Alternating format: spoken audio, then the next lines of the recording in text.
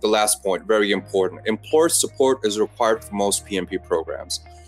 And what do we mean by employer support?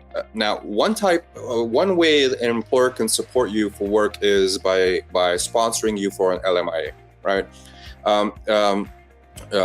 But the other way at the PNP level is if you already have a valid work permit in Canada, for example, an open work permit, which can be a postgraduate work permit, or maybe there's a specific public policy where the government of Canada has decided to issue a specific group an open work permit. For example, Ukrainians benefit from that. Some Iranians benefit from that.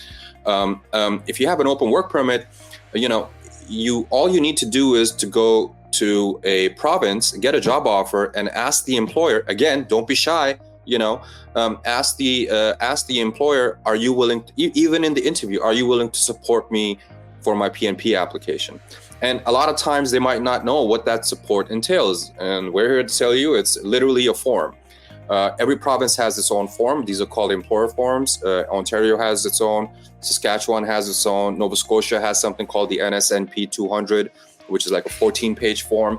And they just have to fill out details of the job offer. They have to meet certain eligibility requirements for themselves. For example, in Ontario, if a business is willing to support your PNP application, they need to be generating revenues of $1 million a year and have 5 employees that are Canadian citizens and permanent residents. Outside the GTA, that number falls down to $500,000. Each province has its own employer eligibility requirements, and basically the form just attests to the fact that the employer meets these requirements, and they just sign it. And that's all you need, along with your job offer letter, to be eligible for these provincial nomination programs.